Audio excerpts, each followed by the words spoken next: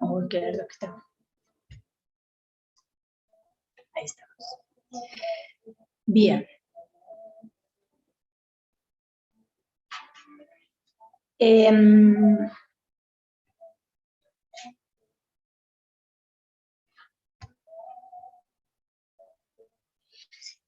Ustedes saben que, bueno, ya hemos dicho muchas veces que los fármacos, los medicamentos solamente lo que hacen es modificar funciones fisiológicas preexistentes para poder actuar. En el caso de la secreción gástrica, nosotros vamos a tener que la secreción gástrica se produce en las células parietales del estómago y que se produce por medio de una bomba hidrogeniones potasio, ATPasa, donde ingresa potasio, salen los hidrogeniones que luego se unen al cloro y forman el ácido clorhídrico. Esta formación de ácido clorhídrico va a estar estimulada por diferentes hormonas, como por ejemplo la histamina, la gastrina y la acetilcolina.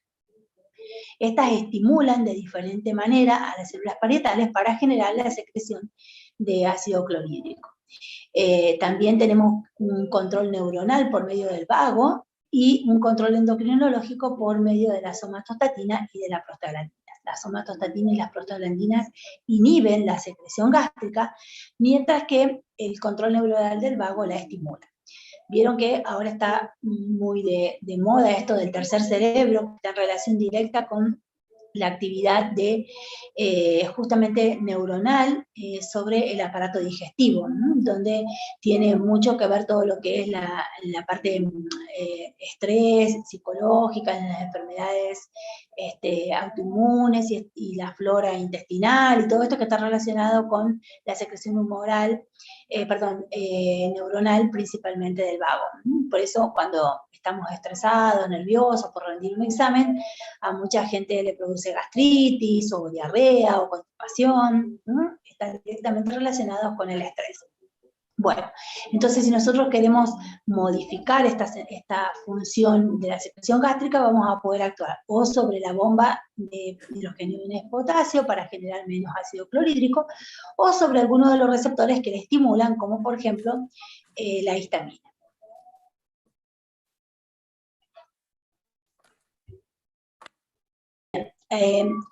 La mucosa gástrica tiene un balance entre aquellos factores que defienden a la mucosa y entre aquellos que pueden lesionar la mucosa. Ustedes saben que el pH del estómago es mucho más bajo y que las únicas células preparadas para ese pH son las del estómago.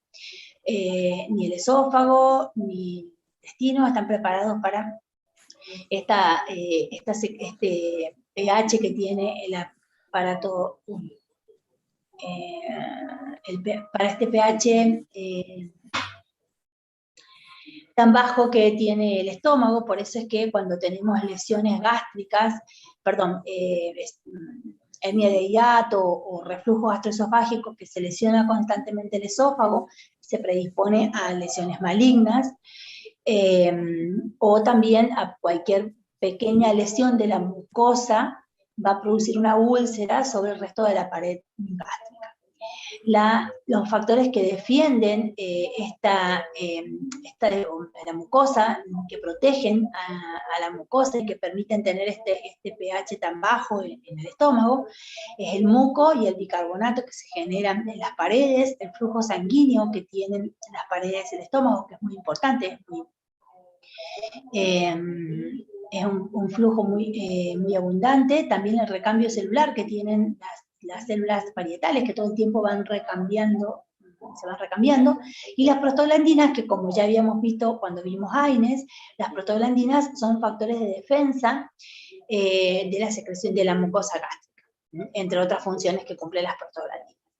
Mientras que los factores que van a ir a lesionar la mucosa va a ser la misma secreción ácida, y también algunos factores externos como el Helicobacter pylori y el consumo excesivo de medicamentos, sobre todo los medicamentos derivados de los AINES y los glucocorticoides. Los síndromes ácidos sensitivos que vamos a tener van a ser la gastritis aguda y crónica y las úlceras duodenales y gástricas. Todo lo que hace a la parte patológica de la úlcera y la sintomatología la están viendo en interna. Ahora vamos a ver los fármacos, pero tengan en cuenta que hay ciertos factores predisponentes para estas lesiones, como por ejemplo lo que sería el consumo de medicamentos, como les digo, principalmente aquellos derivados de los AINE y de los glucocorticoides. Los tratamientos crónicos, llega un momento que el paciente cuando hace tratamientos crónicos durante un largo tiempo, pero constante, el organismo produce un mecanismo de desbalance y de equilibrio, pero los tratamientos cortos e intermitentes por determinados periodos, donde hay intermitencias en los mismos, son mucho más dañinos. Por ejemplo, una persona que usa glucocorticoides una vez porque está fracturada 2 o 3 meses, o AINES 2 o 3 meses, y después tiene otra patología y usa 3 o 4 veces más, o que tú tomas esporádicamente, pero 2 o 3 veces a la semana, AINES por algún tipo de dolencia, tiene más predisposición a producir estas lesiones gástricas. También la asociación de medicamentos predispone a es lo mismo un paciente que consume un AINES nada más al día que aquellos que consumen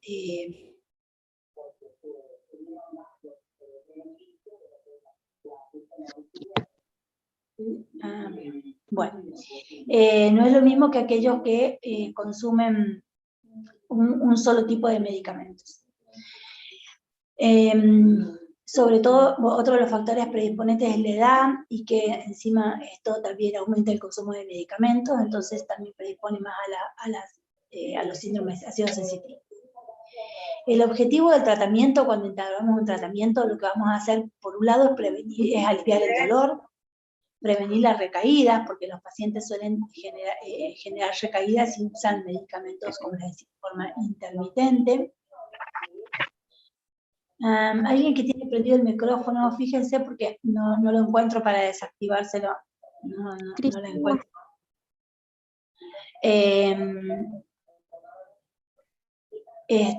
Bien.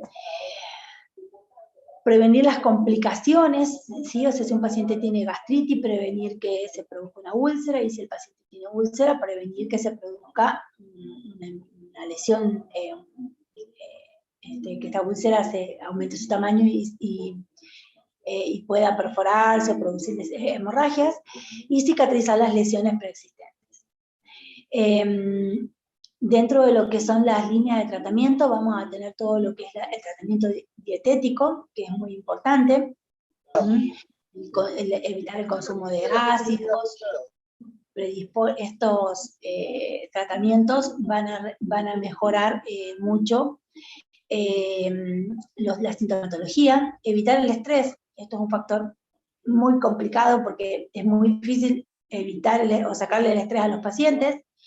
Sacar los factores predisponentes, en este caso ver cómo se pueden administrar los medicamentos o reducir el consumo de los mismos, y también los tratamientos farmacológicos que ahora vamos a ver para estos síndromes y que vamos a conocer ahora.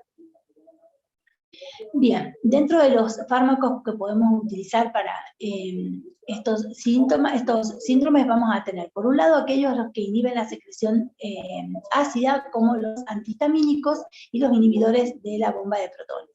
Estos dos grupos son los más potentes dentro de el tratamiento, los más importantes, ya vamos a hablar de ellos. Después vamos a tener aquellos que neutralizan la secreción ácida, que no son más que antiácidos o buffer, que nos permiten disminuir la sintomatología y eliminar, y disminuir el ácido o el pH del estómago durante un corto tiempo. Después vamos a tener ciertas sustancias que protegen a la mucosa, como el bismuto, el sucralfato o el misoprostol, y aquellos que después vamos a tener todo lo que es el tratamiento de erradicación del Helicobacter pylori. El tratamiento de erradicación del Helicobacter pylori va a estar dado por antibióticos, y es lo que vamos a analizar principalmente en el trabajo práctico de la semana que viene, y que ya tienen ustedes algo de información subida a la plataforma.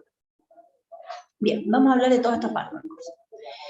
Aquellos que son los bloqueantes de los receptores histaminérgicos, vamos a tener dentro de este grupo vamos a, dos muy importantes, vamos a tener a la famotidina y a la ranitidina. Probablemente les suene mucho más la ranitidina que la famotidina, era el medicamento más utilizado y seguramente en el hospital lo siguen escuchando, ¿sí?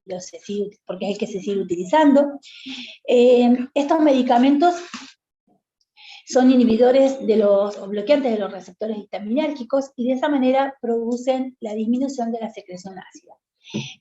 Siempre el más utilizado fue la ranitidina porque es la droga patrón, pero desde el año pasado no se comercializa la ranitidina en medicamentos por presentaciones orales, solamente quedan aquellos que son utilizados para lo que serían tratamientos hospitalarios, o sea, las presentaciones hospitalarias sí se siguen generando, pero las que son las presentaciones por vía oral no se comercializan más, debido a que la droga trae un excipiente asociado que podría llegar a ser cancerígeno y que en la Argentina no tenemos cómo medir ese excipiente en los medicamentos, en las presentaciones orales. Entonces no se comercializa más. Lo que hicieron los laboratorios fue empezar a producir una molécula muy parecida que ya tenían, que es la famotidina, y entonces ahora todos los medicamentos que tenían ranitidina, como el Taural, el Gastrocedol, bueno, no es que les esté haciendo promoción, sino que son los más conocidos, ahora todos esos medicamentos, que seguramente algunos de ustedes ha tomado en algún momento, se llaman F, porque ya no traen más ranitidina, sino que traen famotidina. Incluso la famotidina es un poco más potente. Y entonces la ranitidina solamente quedó para el uso de presentaciones hospitalarias. Este tipo de medicamentos son inhibidores competitivos de los receptores histamínicos, y si recuerdan, cuando hablábamos recién de las células parietales, decíamos que los receptores, que la vía histaminérgica estimulaba la secreción gástrica. Entonces, si nosotros inhibimos a los receptores, vamos a disminuir la secreción gástrica. Algo muy importante es que estos son los receptores H2, ¿sí? Porque los H1 actúan sobre ¿qué? ¿Qué era lo que hacían los receptores H1? ¿Dónde los vimos?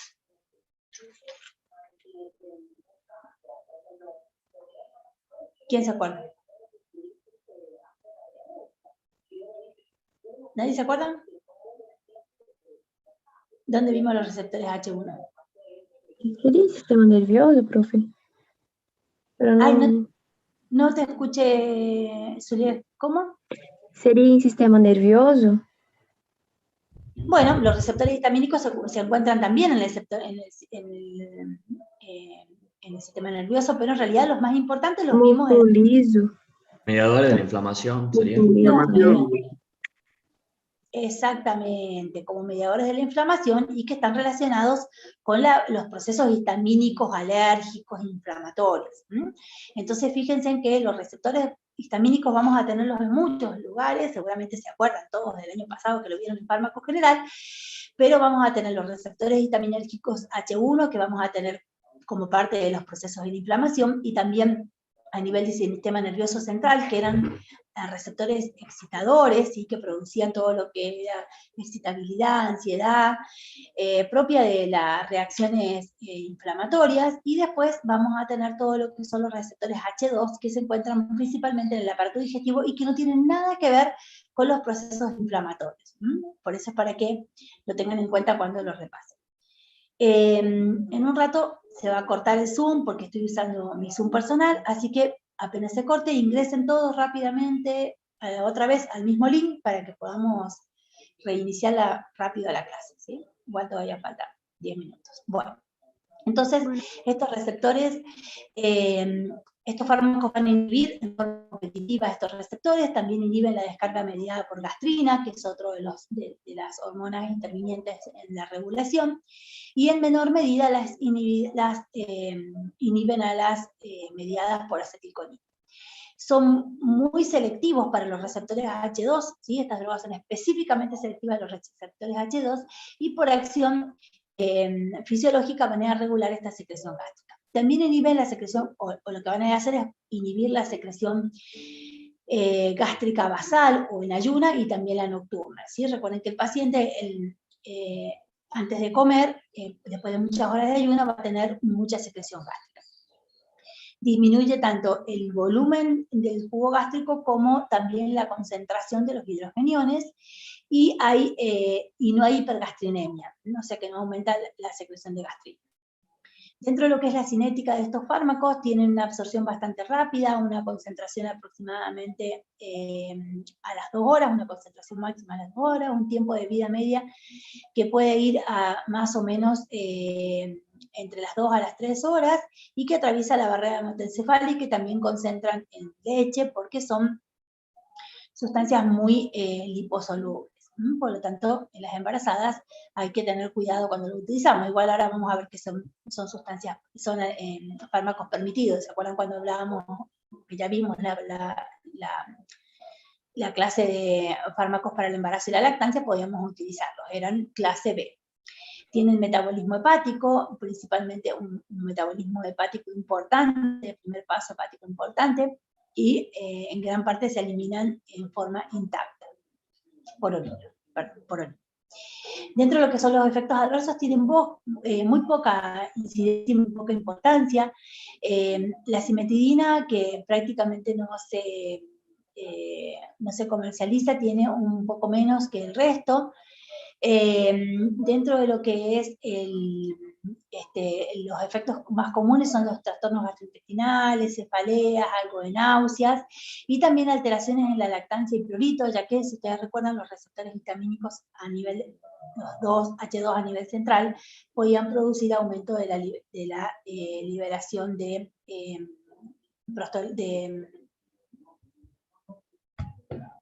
bueno, se me fue. Prolactina. De prolactina, exactamente. Se me había ido, gracias por... Bien, también puede producir algunas alteraciones hepáticas por este importante metabolismo de primer paso hepático que tiene. También hay que tener cuidado en el caso entonces de los pacientes que tienen tanto insuficiencia hepática como insuficiencia renal por el tipo de eliminación. En ancianos pueden producir algunos efectos adversos más frecuentes, como lo que serían confusiones o somnolencia, y debido al aumento de la prolactinemia pueden producir pérdida de la libido, impotencia o ginecomastia. La cimetidina inhibe mucho al citocromo, y esto hace que tenga muchos más efectos adversos, por lo cual es la que menos se comercializa. Puede producir bradicardia y liberación de la histamina cuando se la administra en bolo endovenoso rápido. En ese caso sí puede producir liberación de histamina y suele producir un efecto de rubicundez y de sensación de calor. Entonces por eso hay que administrarla en forma lenta cuando se la da en forma endovenosa. Al actuar sobre receptores, cuando nosotros dejamos de administrar este medicamento, se produce una hipersecreción de rebote. Recuerden que todo lo que son inhibidores de los receptores, cuando yo dejo de utilizarlo, generalmente se producen mecanismos de autorregulación, que hay mucho más receptores expresados, y se puede producir una hipersecreción de rebote. Por lo tanto, estos medicamentos, si los utilizamos por periodos prolongados, luego tenemos que sacar el medicamento en forma gradual para ir deshabituando al paciente del medicamento. Profe, Y te escucho. disculpa, ¿podría repetir este ejercicio de rebote, por favor, que yo no comprendo?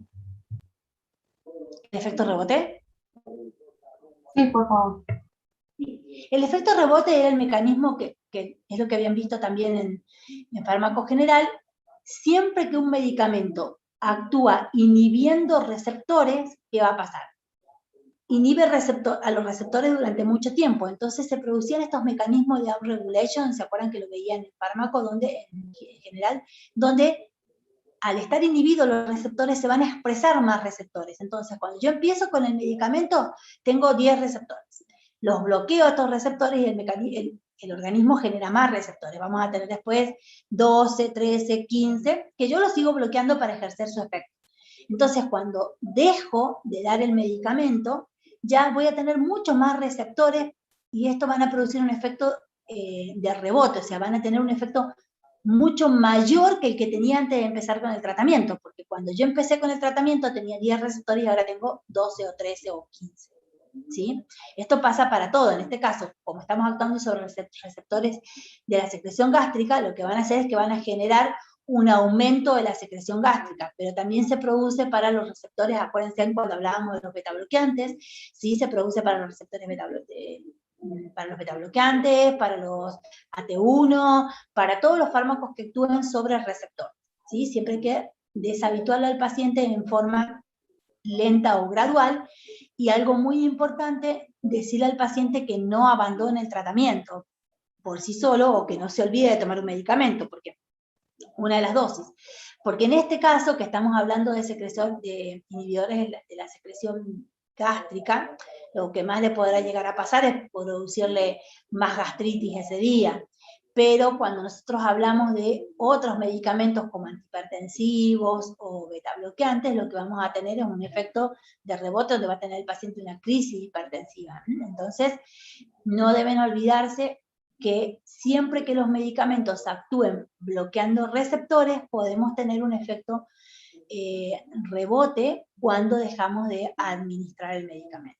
En este caso, en los inhibidores de los receptores H2, cuando dejamos de administrarlo, lo que va a pasar es que vamos a tener una hipersecreción gástrica de rebote. ¿Se entiende? Sí, profe, ahora sí, muchas gracias. Bien.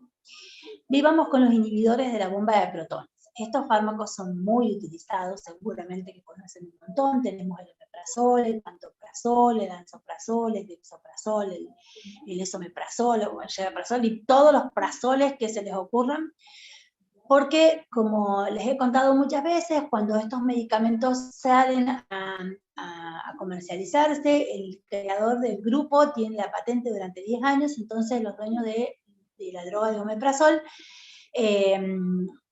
nadie más podía comercializar omeprazol, y los otros laboratorios generaron sus propias drogas, sus propias moléculas muy similares, como el pantoprazol, el esomeprazol, el lansoprazol, y una vez que se abren las patentes, ya hay muchos que tienen, ahora hay muchas presentaciones de omeprazol, de pantoprazol, pero en su momento no habían tantas. Así que el omeprazol es la droga patrón, se la comercializa, bueno, hay muchas presentaciones comerciales, el Glucosol, el Lalog, el Axiatop y un montón más, pero también los consiguen en blister en forma genérica, así que es un medicamento muy utilizado, y como son muy eficaces, también aumentan mucho su consumo. Bueno, ya se va a cortar, así que apenas se corte, ya saben, ingresen al mismo link, traten de ingresar todos rápido, así los acepto todos de una sola vez, y no demoramos tanto. Ya vamos a continuar con el mecanismo de acción para no cortarlo en un minuto, que ya se corta. Acá ven que tenemos el dexlansoprazol, es una presentación nueva del lansoprazol, donde hay un dextrogiro de la molécula, y es muy efectivo, es una droga bastante nueva, como para comentar algo de todas estas presentaciones.